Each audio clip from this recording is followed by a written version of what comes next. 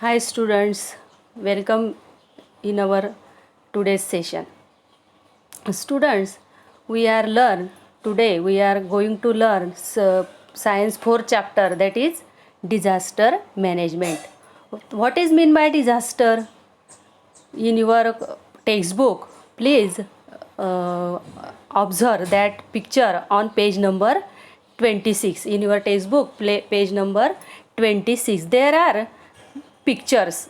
Can you tell, you look that pictures, you observe that pictures and can you tell, म्हणजे तुम्ही त्या चित्रांचं निरीक्षण करा आणि निरीक्षण केल्यानंतर तिथे काही प्रश्न दिलेले बघा, काही क्वेश्चन्स आहेत, त्या प्रश्नांची उत्तरं तुम्ही सांगू शकता का, असा त्याचा अर्थ आहे. बघा आता ते चित्रांचं निरीक्षण करत असताना पहिलं जे चित्र आहे, in first picture there is a earthquake. That event is earthquake. Earthquake means भूकंप. बघा त्या जमिनीला तिथे भेगा गेलेल्या दिसत आहे आणि त्या घराचा दरवाजा वगैरे हलतो आहे, घर पडलेलं अशा प्रकारचं त्या चित्रामध्ये दिसतंय. दुसरं जे चित्र आहे बघा, in second picture there is no rain. पाऊस न पडल्यामुळे त्या ठिकाणी दुष्काळ पडलेला आहे. त्या झाडाला बघा एकही पान नाही आहे आणि जमिनीला पण मोठ्या मोठ्या भेगा पडलेल्या दिसत आहे. कशामुळे? तर पाऊस न पडल्यामुळे. In third picture there is heavy rain. मोठ्या प्रमाणात पाऊस झाला आहे आणि त्यामुळे तिथे पूर आलेला आहे बघा. खालच्या चित्रामध्ये आग लागलेली दिसते बघा आपल्याला. त्याच्या पुढच्या चित्रामध्ये वादळ सुटलेलं आहे. There is a storm. मोठ्या प्रमाणात वादळ आहे. आणि पुढच्या चित्रामध्ये आहे ज्वालामुखीचा उद्रेक. त्याला इंग्रजीमध्ये म्हणतात व्होल्कॅनिक इरप्शन. आता ज्वालामुखीचा उद्रेक याचा अर्थ काय बघा, तर पृथ्वीच्या पोटामध्ये एक लाव्हारस नावाचा रस असतो आणि तो रस ज्यावेळेस बाहेर येतो त्यावेळेस त्याला म्हणतात ज्वालामुखी झाला किंवा ज्वालामुखीचा उद्रेक झाला. तर ही सुद्धा एक प्रकारची आपत्ती आहे, डिझास्टर आहे. तर अशा प्रकारे बघा हे जे what events do you see in this picture, या 6 पिक्चरमधल्या जे इव्हेंट्स आहेत किंवा ज्या घटना आहे, जे प्रसंग आहे ते मी तुम्हाला सांगितले. सेकंड क्वेश्चन आहे, what would you have done in this situations. या सिच्युएशनमध्ये किंवा या परिस्थितीमध्ये जर तुम्ही असता तर तुम्ही काय केलं असतं. आणि तिसरा प्रश्न आहे की have you experience such a situation your self. तुम्ही अशा प्रकारचा एखादा प्रसंग अनुभवला आहे का. जर अनुभवला असेल तर एस लिहायचं त्याचं उत्तर, नसेल तर नो लिहायचं. अँड फोर्थ क्वेश्चन आहे, व्हाय डू दीज इव्हेंट्स ऑकर. ह्या अशा प्रकारचे ज्या घटना आहे ह्या का उद्भवतात किंवा हे प्रसंग का उद्भवतात. तर याचं जे उत्तर आहे बघा, ते या धड्यामध्ये पुढे एक पॉईंट येणार आहे, त्याच्यामध्ये त्याचं उत्तर आहे ते मी तुम्हाला सांगतेच. आता बघा डिझास्टर म्हणजे काय, आपत्ती. डिझास्टर याचा अर्थ आपत्ती. मग कोणकोणत्या प्रकारच्या आपत्ती असू शकतात या त्याचे वर्णन या ठिकाणी 3-4 प्रसंग सांगितलेले आहे बघा पुस्तकामध्ये. In 1993 many people died due to the earthquake at Killari in Latur district. Latur जिल्ह्यामध्ये किल्लारी गावामध्ये 1993 साली मोठ्या प्रमाणात भूकंप झाला होता आणि त्या भूकंपामध्ये अनेक लोक मृत्युमुखी पडले होते. इव्हन टुडे सेकंड एक्झाम्पल दिलेलं आहे बघा. Even today people of Mumbai शडर at the memory of July 2005 when many people had lost their lives in the delay caused by heavy rains. 2005 जुलै 2005मध्ये मुंबईमध्ये महापूर आला होता बघा. मुसळधार पावसामुळे पूर आला होता आणि त्यामुळे तो प्रसंग मुंबईकरांना आठवला म्हणजे त्यांच्या अंगावर काटा उभा राहतो. कारण त्या पावसामुळे, मुसळधार पावसामुळे अनेक लोकांचं जीवन त्यामध्ये उद्ध्वस्त झालं. त्याच्यानंतर बघा तिसरा इव्हेंट दिलेला आहे. In July 2014 the whole village of Malin in Ambegaon taluka of Pune district was destroyed in a matter of minutes due to a landslide. Pune जिल्ह्यातील आंबेगाव तालुक्यातील माळीण गाव, हे गाव बघा 2014मध्ये पूर्णपणे उद्ध्वस्त झालं.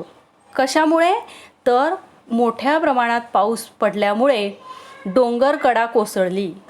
तर हे गाव जे होतं माळीणगाव, हे माळीणगाव डोंगराच्या पायथ्याशी वसलेलं होतं आणि डोळ्या देखत अशा प्रकारे हा डोंगरकडा कोसळल्यामुळे, मोठ्या प्रमाणात पाऊस झाल्यामुळे त्या मातीच्या ढिगाऱ्याखाली, दगडांखाली या गावातील अनेक लोक दबले गेले आणि त्यामुळे त्यांचं जीविताचं नुकसान झालं. पुढची घटना दिलेली आहे इन नोव्हेंबर 2015. नोव्हेंबर 2015मध्ये many people died due to the flooding cause by heavy rains in Tamil Nadu. तामिळनाडूमध्ये नोव्हेंबर 2015मध्ये अशाच प्रकारे महापूर आल्यामुळे, हेवी रेन्स जोराचा पाऊस आल्यामुळे अनेक लोकांचं जीविताचं नुकसान झालं. म्हणजे अनेक लोक मृत्युमुखी पडले. तर ह्या ज्या घटना आहे बघा, ह्या घटना ज्या आहेत ह्या घटना अचानक घडतात. या घटना जर घडणार आहे असं आपल्याला माहीत असेल तर आपण त्याच्यासाठी काहीतरी बचाव करू शकतो. पण ह्या ज्या आपत्ती असतात हे आपत्ती अचानक उद्भवतात आणि म्हणून त्यांना त्याची व्याख्या जी आहे डिझास्टरची, ती व्याख्या कशी आहे बघा. A sudden event that causes large scale damage to life, property and social aspects of nation or society is called a disaster. म्हणजे अचानक उद्भवलेल्या प्रसंगामुळे राष्ट्राची किंवा समाजाची, अचानक उद्भवलेल्या प्रसंगामुळे समाजाची किंवा राष्ट्राची जीवित, वित्त आणि सामाजिक हानी होते, म्हणजे नुकसान होते. यालाच म्हणतात disaster. A sudden event that causes large scale damage to life, property and social aspects of a nation or society is called a disaster. आली का तुमच्या लक्षामध्ये व्याख्या? म्हणजे बघा, अचानक उद्भवलेला प्रसंग, आता पूर येणार आहे, जोराचा पाऊस येणार आहे, हे आपल्याला काही माहीत नसतं. अचानक ही घटना घडते. भूकंप होणार आहे, हे सुद्धा काही आपल्याला माहिती नसतं. अचानक या घटना घडतात आणि अचानक या घटना घडल्यामुळे समाजाचं, राष्ट्राचं मोठ्या प्रमाणामध्ये जीवित आणि आर्थिक, सामाजिक नुकसान होते. यालाच म्हणतात आपत्ती किंवा संकट येणे. तर अशा प्रकारे व्हॉट इज डिझास्टर म्हणजे आपत्ती म्हणजे काय याचा आपण अभ्यास केला. आता बघा, यूज युअर ब्रेन पॉवर पुस्तकामध्ये 2 क्वेश्चन दिलेले आहे पेज नंबर 26वर. What disasters can occur in school or on the way to school. म्हणजे तुम्ही शाळेत जाताना किंवा शाळेत असताना, म्हणजे तुम्ही रस्त्याने जात असता किंवा रस्त्याने गेले की तुम्ही शाळेत पोचता, तर जाताना किंवा शाळेत असताना जर एखादी अशा प्रकारची आपत्ती आली तर तुम्ही किंवा कशा प्रकारची आपत्ती येऊ शकते, अशा प्रकारचा तो प्रश्न आहे. आणि सेकंड क्वेश्चन आहे, according to you what can be done to deal with such a disaster. आणि समजा अशी एखादी आपत्ती आली, तुम्ही कल्पना करायची आहे की कोणकोणत्या प्रकारची आपत्ती येऊ शकते आपण शाळेत जाताना किंवा शाळेत पोचल्यावर. तर तशी आपत्ती आल्यानंतर तुम्ही काय कराल किंवा तुम्हाला काय करावं असं वाटतं, ह्या प्रश्नांची उत्तरं तुम्ही त्या 2 प्रश्नांची उत्तरं लिहायची आहेत. आता बघा, मी तुम्हाला सांगितलं की चौथा क्वेश्चन होता की why these events occur. Can you टेलमध्ये सुरुवातीला जे 4 क्वेश्चन पाहिले आपण इव्हेंट्स पाहिल्यानंतर, त्याच्यात चौथा क्वेश्चन होता की व्हाय दीज इव्हेंट्स ऑकर, म्हणजे असे प्रसंग का उद्भवतात. तर त्याचं आहे बघा, how and why do the following disasters occur. म्हणजे ह्या ज्या आपत्ती आहे ह्या कशामुळे येतात आणि कशा असतात. तर बघा, पहिलं आहे floods due to heavy rains. महापूर कशामुळे येतात? ड्यू टू हेवी रेन्स, जोराचा पाऊस आल्यामुळे. सेकंड आहे an earthquake, lightning, a volcanic eruption, भूकंप, विजा कोसळणे आणि ज्वालामुखीचा उद्रेक. आता भूकंप म्हणजे भूकंप कसा होतो वगैरे हे आपण पुढच्या पॉईंटमध्ये बघणार आहोत. थर्ड आहे फॉरेस्ट फायर्स, जंगलामध्ये अचानक आग लागते बघा. फोर्थ आहे increase risk due to high density of population in a limited area. वाढत्या लोकसंख्येमुळे छोट्या प्रदेशामध्ये लोकांची गर्दी वाढते बघा.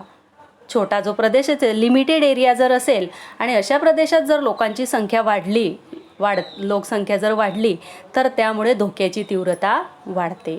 रॅम्पंट अँड इरेग्युलर कन्स्ट्रक्शन्स, बेसुमार प्रमाणात होणारी बांधकामे. म्हणजे बघा, आता लोक शहरामध्ये राहायला जातात आणि तिथे राहायला गेल्यामुळे राहायची जागा कमी पडते आणि त्याच्यामुळे जंगल तोड होते राहण्यासाठी आणि तिथे बांधकामं केली जातात आणि त्यामुळे सुद्धा अशा प्रकारच्या काही आपत्ती येऊ शकतात. सिक्स्थ आहे इकॉलॉजिकल इम्बॅलन्स, म्हणजे पर्यावरणाचा असमतोल. तर मी सांगितलं तुम्हाला बेसुमार बांधकामे. तर बेसुमार बांधकामे याचा अर्थ काय की लोकांना राहायला जागा नसते म्हणून जंगलतोड केली जाते आणि त्या ठिकाणी बांधकामं केली जातात आणि त्यामुळे काय होतं मग इकॉलॉजिकल इम्बॅलन्स, पर्यावरणाचा असमतोल त्याच्यामुळे होतो. अँड सेवन्थ आहे terrorism, riots and crimes resulting in bomb explosions, assaults, fire and accidents etcetera. दहशतवाद, दंगल आणि गुन्हेगारी यातून काय होतं बघा, बॉम्बस्फोट, हल्ले आणि आगी आणि अजून त्याच्यामुळे अपघातसुद्धा होऊ शकतात. म्हणजे ह्या ज्या आपत्ती आहे, ह्या आपत्ती कशामुळे होतात आणि कशा असतात हे आपण पाहिलं. आता ह्या जे डिझास्टर्स आहेत बघा, याच्यामध्ये heavy rains, floods due to heavy rains. आता हेवी रेन, मुसळधार पाऊस पडतो, तर हा नैसर्गिक पडतो का मानवनिर्मित आहे ही डिझास्टर? तर हे आहे नैसर्गिक, म्हणजे नॅचरल डिझास्टर आहे. तर disasters are of two main kinds. या ज्या आपत्ती आहे या आपत्तीचे दोन प्रकार आहे, मॅनमेड अँड नॅचरल, म्हणजे मानवनिर्मित आणि नैसर्गिक. याच्यासाठी बघा पेज नंबर 27वर एक चौकट आहे बघा, वरती निळ्या रंगामध्ये ब्ल्यू कलरचा बॉक्स आहे बघा. Classify the following disasters as man-made or natural. म्हणजे काही डिझास्टर दिलेले आहे त्याचं तुम्हाला वर्गीकरण करायचं आहे, मॅनमेड आहे की नॅचरल आहे. Fire, earthquake, leakage of chemical gases, storms, floods, tsunami, bomb explosion, collapse of building, war, forest fire. आता याच्यामध्ये बघा मॅनमेड डिझास्टर त्याच्यामध्ये दिलेलं आहे बघा, फायर, आग लागते बघा. आता आग जी लागते ही नैसर्गिक नाही आहे, मानवाच्या चुकीमुळे ती आग लागते बघा. अर्थक्वेक जे आहे हे नॅचरल डिझास्टर आहे, म्हणजे नैसर्गिक आहे. लिकेज ऑफ केमिकल गॅसेस, म्हणजे एखाद्या कारखान्यामध्ये रासायनिक वायूला गळती लागते बघा, तर हे मॅनमेड आहे, माणसाच्या चुकीमुळे होतं ते. स्टॉर्म्स नॅचरल डिझास्टर आहे. Flood is a natural disaster. Tsunami is also natural disaster. आता तुम्ही म्हणाल सुनामी म्हणजे काय, तर जसा जमिनीचा भूकंप होतो. अर्थक्वेक म्हणजे जमीन थरथरते, जमिनीवर त्याची जमिनीच्या पोटामध्ये अंतर्गत भागामध्ये हालचाली होतात आणि त्याच्यामुळे भूकंप होतो. त्याप्रमाणे समुद्रामध्ये सुद्धा काही हालचाली होतात आणि त्याच्यामुळे समुद्राच्या लाटा उंच उंच जातात, त्याला म्हणतात सुनामी. म्हणजे एक प्रकारे तो समुद्रातला भूकंप असतो आणि ते सुद्धा नॅचरल डिझास्टर आहे. Bomb explosion is a man-made disaster. Collapse of building is also man-made disaster because building collapse का होते, तर मानवाच्या चुकीमुळे, काहीतरी बांधकाम करताना त्याचं चुकलेलं असतं आणि त्याच्यामुळे ती बिल्डिंग कोसळते. वॉर म्हणजे युद्ध, हे सुद्धा मॅनमेड आहे. आणि फॉरेस्ट फायर हे मात्र नॅचरल डिझास्टर आहे. तर हा जो प्रश्न आहे बघा, हा प्रश्न तुम्ही होमवर्कमध्ये लिहायचा आहे. तुमचा या सेशनचा किंवा ह्या व्हिडिओवरचा जो होमवर्क असेल, गृहपाठ असेल, तुमच्या वर्गपाठाच्या वहीमध्ये, म्हणजे वर्गपाठाच्या वहीमध्ये हा प्रश्न तुम्ही सोडवायचा आहे. आता बघा हे जे डिझास्टर्स आपण पाहिले, मॅनमेड आणि नॅचरल डिझास्टर, त्यापैकी काही डिझास्टर्सचा आपण अभ्यास करायचा आहे. त्यातलं पहिलं आहे अर्थक्वेक्स, म्हणजे भूकंप. Movements in the interior of the earth release tremendous amounts of energy. भूगर्भातील हालचालींमुळे प्रचंड प्रमाणात ऊर्जेचं उत्सर्जन होते. This causes seismic waves leading to movements of the Earth's surface like tremors, shaking, cracking up, etc. म्हणजे काय होतं बघा, या ऊर्जेचं उत्सर्जन झाल्यामुळे दिस कॉजेस म्हणजे त्याची परिणिती भूकंप लाटांमध्ये होऊन पृथ्वीच्या पृष्ठभागात हालचाल होते आणि ती हालचाल झाल्यामुळे जमीन थरथरणे, हलणे आणि जमिनीला भेगा पडणे अशा घटना होतात. सच व्हायब्रेशन्स, अशी जी कंपने असतात यालाच, भूकवचामध्ये ही जी कंपने होतात यालाच काय म्हणतात, भूकंप. Such vibrations or quaking in the earth's crust is known as an earthquake. तर ही जी कंपनं होतात पृथ्वीच्या भूकवचामध्ये यालाच भूकंप असं म्हणतात. It is believed that besides other causes, man-made causes like mining and construction of big dams can also lead to earthquake. भूकंपासाठी अन्य कारणांबरोबरच मोठी धरणे व खाणकाम ही प्रमुख मानवी कारणे आहेत असं मानलं गेलं आहे बघा. आता तुम्ही म्हणाल धरणं बांधणे तुम्हाला माहिती आहे धरण म्हणजे काय की नदीचं जे पाणी असतं पावसाळ्यामध्ये जो पाऊस पडतो नद्यांना पूर येतो आणि ते पाणी नद्यांचं पाणी कुठे जातं समुद्रामध्ये जातं. समुद्राचं पाणी आपल्याला माहिती आहे की ते पिण्यायोग्य नसतं आणि म्हणून ते नद्यांमध्येच ते अडवलं जातं. तर ते अडवण्यासाठी काय करतात धरण बांधतात बघा. तर हे धरण बांधल्यामुळे सुद्धा भूकंप म्हणजे ते धरण बांधत असताना त्याच्यासाठी ते बांधकाम करण्यासाठी जे पृथ्वीच्या भूकवचामध्ये ज्या हालचाली होतात किंवा जे खोदकाम केलं जातं त्याच्यामुळे सुद्धा भूकंप होऊ शकतो. आणि खाणकाम, आता खाणकाम म्हणजे काय तर आपली जी पृथ्वी आहे बघा या पृथ्वीच्या पोटामध्ये अनेक प्रकारची खनिजे दडलेली आहेत आणि ती खनिजे बाहेर काढण्यासाठी ती जमीन किंवा ती जमीन खोदावी लागते आणि ते काही वरच्यावर आपल्याला ते खनिज सापडत नाही, ते खूप खोलवर खोदावं लागतं आणि त्यामुळे सुद्धा भूकवचामध्ये काही हालचाली होतात आणि त्याच्यामुळे सुद्धा भूकंप होऊ शकतो. मग भूकंप होऊन गेल्यानंतर त्याचे इफेक्ट्स म्हणजे त्याचे परिणाम काय होतात बघा. इफेक्ट्स ऑफ अर्थक्वेक आपण पाहिलं बघा 1993 किल्लारी गावात जो भूकंप झाला होता त्या भूकंपामध्ये खूप मोठ्या प्रमाणामध्ये लोकांचं जीविताचं आणि आर्थिक नुकसान झालं. त्याचप्रमाणे डिस्ट्रक्शन ऑफ इन्फ्रास्ट्रक्चर म्हणजे बांधकामं उद्ध्वस्त होतात. त्याच्यामध्ये मग रस्ते असतील, इमारती असतील, पूल असतील, लोहमार्ग म्हणजे रेल्वेचे मार्ग रेल्वे हे सुद्धा उखडले जातात. Change in the direction of the flow of reverse नदीच्या प्रवाहाची दिशासुद्धा बदलते. आणि एक महत्त्वाचा मोठा इफेक्ट म्हणजे परिणाम huge loss of life and property मोठ्या प्रमाणामध्ये जीवित आणि आर्थिक नुकसान होते. त्याच्यानंतर बघा दुसरं नॅचरल डिझास्टर आहे floods. A frequently occurring natural disaster in all parts of the world is floods. महापूर ही संपूर्ण जगात वारंवार उद्भवणारी समस्या झाली आहे बघा. महापूर कशामुळे येतो तर मोठ्या प्रमाणात पाऊस झाल्यामुळे. ड्यू टू एक्सेसिव्ह रेन्स अतिवृष्टी एक्सेसिव्ह रेन्स याचा अर्थ काय अतिवृष्टी. Due to excessive rains in the same place a river overflows its banks causing a flood.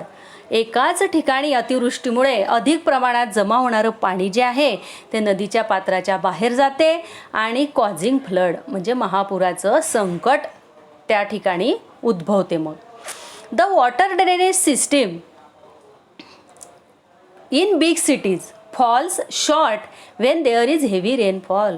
अतिवृष्टीमुळे काय होतं बघा बेसुमार पाऊस आला अतिवृष्टी झाली की मोठ्या शहरातील पाणी निचरा करणारी जी व्यवस्था असते water drainage system it falls short म्हणजे ती अपुरी पडते आणि त्यामुळे काय होतं resulting in choking of gutters त्यामुळे गटारे तुंबतात पाणी रस्त्यावर पसरतं आणि आसपासच्या परिसरात आणि घरांमध्येही शिरतं. आणि असं झालं घरांमध्ये पाणी शिरलं की काय होतं बघा म्हणजे त्याचा परिणाम काय होतो effects of floods huge loss to life and property. मोठ्या प्रमाणामध्ये जीविताचं आणि आर्थिक नुकसान होते. सॉईल इरोजन जमिनीची धूप होते. डिस्ट्रक्शन ऑफ स्टँडिंग क्रॉप्स पिकांचं नुकसान होतं. शेतात उभे असलेले जे पिकं असतात त्यांचं नुकसान होते. आफ्टर इफेक्ट्स ऑफ फ्लड्स महापूर येऊन गेल्यानंतर किंवा ओसरल्यानंतर रोगराई पसरते. साथीचे रोग पसरतात आणि लोकांचं आरोग्य त्याच्यामुळे बिघडतं. लोकांच्या आरोग्यावर त्याचा परिणाम होतो. त्याच्यानंतर थर्ड नॅचरल डिझास्टर आहे बघा स्टॉर्म्स. स्टॉर्म्स याचा अर्थ काय वादळ.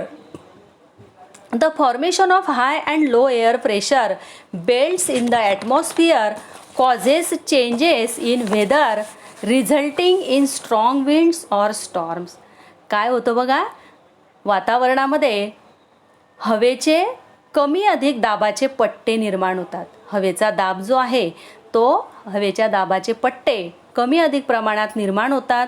Causes changes in weather resulting a strong winds or storms आणि त्याच्यामुळे मग काय होतं मोठ्या प्रमाणामध्ये वारा सुटतो किंवा वादळ सुटतो. स्ट्रॉंग विंड्स म्हणजे मोठ्या प्रमाणामध्ये वादळ सुटते इफेक्ट्स ऑफ स्टॉर्म्स, आता त्याचे काय परिणाम होतात बघा, तर great damage in the storm affected region. ज्या भागामध्ये हे वादळ झालेलं आहे त्या भागामध्ये मोठ्या प्रमाणामध्ये नुकसान होते. Tremendous losses to life and property, याचा सुद्धा परिणाम हाच होतो की लोकांच्या जीविताचं म्हणजे लोक मृत्युमुखी पडतात आणि आर्थिक नुकसानसुद्धा खूप मोठ्या प्रमाणात होतं. डिसरप्शन ऑफ इलेक्ट्रिक सप्लाय, विजेचे खांबसुद्धा त्याच्यामुळे काय होतं, उखडले जातात आणि इलेक्ट्रिक सप्लाय जो असतो, विजेचा जो पुरवठा असतो तो खंडित होतो.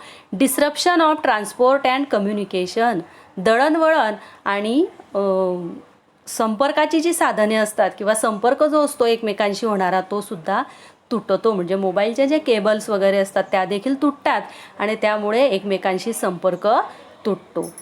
त्याच्यानंतरचं नॅचरल डिझास्टर आहे बघा, फॉरेस्ट फायर्स. आपण पाहिलं बघा नॅचरल डिझास्टरमध्ये की जंगलामध्ये अचानक आग लागते.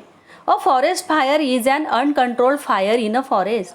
जंगलामध्ये लागणारी जी आग असते ही आटोक्यात न येणारी असते. कारण काय असतं बघा, जंगलामध्ये काय असतं, झाडं असतात, बरोबर, लाकूड असतं, गवत असतं आणि त्याच्यामुळे ही जी आग असते बघा, चित्रात दाखवलेलं आहे पुस्तकामध्ये, की ती आग पसरतच जाते, ती आटोक्यात येत नाही. A forest fire is an uncontrolled fire in a forest pasture or grassland due to natural or manmade causes. आता ही जी जंगलात लागणारी आग जी आहे ही नैसर्गिक जरी असली तरी बऱ्याचदा मानवनिर्मित सुद्धा ती असू शकते. मानवाच्या चुकीमुळे सुद्धा ती जंगलामध्ये आग लागू शकते. Forest fire spread at a tremendous speed, अतिशय मोठ्या प्रमाणामध्ये ही आग लवकर पसरते आणि त्याच्यामुळे त्याचे काय इफेक्ट होतात बघा, effects of forest fire, great damage to natural wealth and biodiversity. नैसर्गिक संपत्तीचं तर नुकसान होतेच. नैसर्गिक साधन संपत्ती कोणती आहे, जंगल ही नैसर्गिक संपत्ती आहे, तिथं जळून जातेच, पण त्याच्याबरोबर बायोडायव्हर्सिटीचा सुद्धा डॅमेज होतो. म्हणजे जी जैवविविधता आहे, म्हणजे त्या जंगलात राहणारे जे प्राणी असतात ते प्राण्यांचं सुद्धा त्याच्यामुळे जीविताचं नुकसान होतं. म्हणजे ते देखील त्या आगीमध्ये होरपळून मृत्युमुखी पडतात. आणि पोल्युशन ऑफ एअर, हवेचं देखील प्रदूषण त्यामुळे होते. आता बघा, कॅन यू टेल, प्रश्न दिलेले आहे तुम्हाला परत, how many children are there in your class at present. आता तुम्ही म्हणाल टीचर आम्ही तर आता शाळेतच येत नाही हो, पण मागच्या वर्षी तुमच्या वर्गामध्ये किती विद्यार्थिनी होत्या तुम्हाला माहिती आहे बघा. विद्यार्थी तुम्ही किती स्टुडंट्स होते एका क्लासमध्ये तुम्हाला माहिती आहे, हो की नाही. तर त्याचं उत्तर लिहायचं पहिल्या क्वेश्चनचं. What would happen if 5 times this number sat in your class. जर तुमच्या क्लासमध्ये समजा 40 विद्यार्थी असतील इन 5th क्लास, तर आता दुसरा क्वेश्चन काय, what would happen if 5 times this number sat in your class. जर तुमच्या क्लासमध्ये त्याच्या 5 पट विद्यार्थी बसवले तर काय होईल. म्हणजे 40 पंचे 4 पंचे 20 म्हणजे 200 विद्यार्थी जर बसवले त्या वर्गामध्ये तर काय होईल, तुम्ही विचार करायचा आहे आणि त्याचं उत्तर लिहायचं आहे. Which kind of disaster can occur in an extremely crowded place. आणि अशा प्रकारे गर्दीच्या ठिकाणी which kind of disaster can occur in an extremely crowded place, गर्दीच्या ठिकाणी कोणत्या प्रकारचं दुर्घटना घडू शकेल असं तुम्हाला वाटतं. आता बघा, तुम्ही कल्पना करू शकता की 40 विद्यार्थी एका वर्गात बसले आणि 200 विद्यार्थी बसले तर काय होईल, तुम्हाला बसायला जागा राहणार नाही, गर्दी होईल, आवाजाचा गोंगाट वाढेल, त्याच्यामुळे कानांना त्रास होईल. हे एक मी उदाहरण सांगितलं तुम्हाला. अशाच प्रकारे जर एखाद्या ठिकाणी खूप गर्दी झाली तर गर्दीच्या ठिकाणी काय दुर्घटना घडू शकते, तर याचा विचार करून तुम्ही या 3 प्रश्नांची उत्तरंसुद्धा तुमच्या वर्गपाठाच्या वहीमध्ये लिहायची आहेत. तर डिझास्टर मॅनेजमेंट, आता ह्या ज्या आपत्ती आहे बघा, हे जे डिझास्टर आहे आपल्याला माहिती आहे की सडन इव्हेंट आहे, म्हणजे अचानक उद्भवणारी ती आपत्ती असते. पण आता हे अचानक उद्भवणारी आपत्ती जरी असली तरी त्याचं व्यवस्थापन आपण करायला पाहिजे. मग ते कसं, तर बघा, community participation and disaster management are closely related. Community participation म्हणजे काय, लोकांचा सहभाग, लोकसहभाग, आणि डिझास्टर मॅनेजमेंट, आपत्ती व्यवस्थापन यांचा एकमेकांशी जवळचा संबंध आहे. Taking steps to prevent disaster म्हणजे आपत्तीपासून संरक्षण करण्यासाठी making plans to face disaster, काही त्या आपत्तीला तोंड देण्यासाठी काही योजना आखणे. And developing the capacity for that, आणि त्याच्यासाठी आपली क्षमता वाढवणे यालाच म्हणतात disaster management. Is called disaster management. To prevent or reduce damage caused by natural or man-made disasters, emergency planning and management is required. To prevent or reduce म्हणजे बघा, अशा प्रकारे एखाद्या नैसर्गिक किंवा मानवनिर्मित आपत्तीमुळे होणारं जे नुकसान आहे, डॅमेज, ते कमी करण्यासाठी किंवा ते रोखण्यासाठी इमर्जन्सी प्लॅनिंग म्हणजे तात्काळ केलेली उपाययोजना आणि व्यवस्थापन हे रिक्वायर्ड म्हणजे आवश्यक आहे आणि ते करायला पाहिजे. याच्यासाठी बघा काही संस्था काम करतात. Institutes at work. The national disaster management authority was establish in 2005. 2005मध्ये अशा प्रकारे राष्ट्रीय आपत्ती व्यवस्थापन अशा प्रकारची संस्था स्थापन झालेली आहे बघा. It undertakes planning and implementation of disaster management work. ती काय काम करते तर योजना आखणे आणि इम्प्लिमेंटेशन ऑफ डिझास्टर मॅनेजमेंट, आपत्ती व्यवस्थापनामध्ये सुधारणा करणे याच्यासाठी ही व्यवस्था किंवा ही संस्था काम करते. बघा तुम्ही काय लक्षात ठेवायचं आहे, always remember during a disaster helping and supporting each other is our moral responsibility. अशा प्रकारची जर एखादी आपत्ती आली तर या आपत्तीमध्ये आपण एकमेकांना मदत केली पाहिजे आणि एकमेकांना आधार दिला पाहिजे. हे आपलं मॉरल रिस्पॉन्सिबिलिटी म्हणजे आपली नैतिक जबाबदारी आहे. आता बघा अशा प्रकारची जर आपत्ती आलीच, डिझास्टर मॅनेजमेंट करण्यासाठी कॉन्टॅक्ट करायचा असतो बघा. Contact them for disaster management. जर अशा प्रकारची एखादी कुठे आग लागली, कुठे महापूर आला, अशा ठिकाणी तर आपल्याला आग लागली असेल तर तिथे आपल्याला फायर ब्रिगेडची आवश्यकता असते. तर अशा प्रसंगी त्या तिथला आपल्याला फोन नंबर, कॉन्टॅक्ट नंबर माहिती पाहिजे, तर ते कॉन्टॅक्ट नंबरसुद्धा आपल्याला दिलेले आहे. पोलीसशी कॉन्टॅक्ट करायचा असेल तर 100 नंबर आहे. फायर ब्रिगेडशी कॉन्टॅक्ट करायचा असेल तर 101. ॲम्ब्युलन्सशी कॉन्टॅक्ट करायचा असेल तर 102. अँड डिझास्टर मॅनेजमेंट सेल यांना कॉन्टॅक्ट करायचा असेल तर 108. अशा प्रकारे हे कॉन्टॅक्ट नंबर दिलेले आहेत. बघा मी तुम्हाला शिकवत असताना सांगितलेलं आहे की कोणकोणता अभ्यास तुम्ही वर्गपाठाच्या वहीत करायचा आहे. आता याच्या पुढचे जे मुद्दा आहे तो आपण पुढच्या सेशनमध्ये घेऊया. धन्यवाद.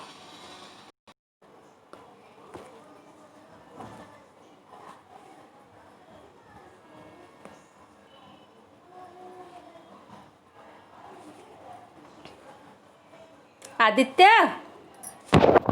ए आदू,